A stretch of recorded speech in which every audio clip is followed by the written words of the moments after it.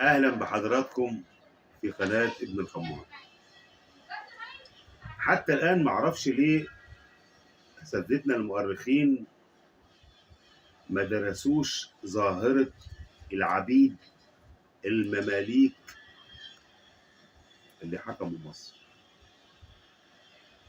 وحتى الآن لا نعرف لماذا لا يقبل إلا الشعب المصري بأن يحكموا مجموعة من الهمج والعبيد المماليك الذين اشتروهم من سوق النخاسة. ضمن الحكام اللي جم على مصر السلطان حسام الدين لاجين. لاجين ده حضارات كان قصة عجيبة وغريبة،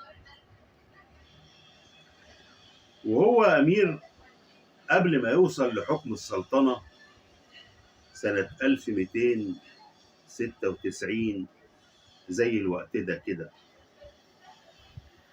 كان متآمر ومتلاعب، وجاءت سيرته عند مولانا المقريزي بأنه الأمير الوغد والسلطان الصالح.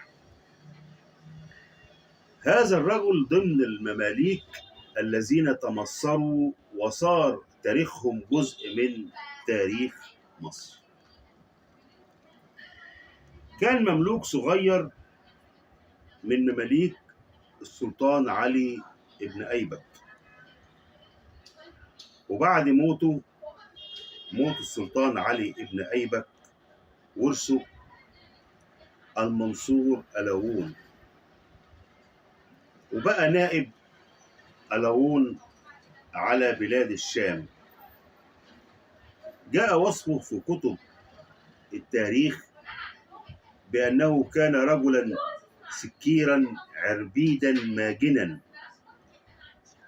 إنما العجيب في شخصية لاجين إنه كان منحرف في حياته الخاصة، شاذ، لكنه في حياته العملية وشؤون الدولة كان شخصا عادلا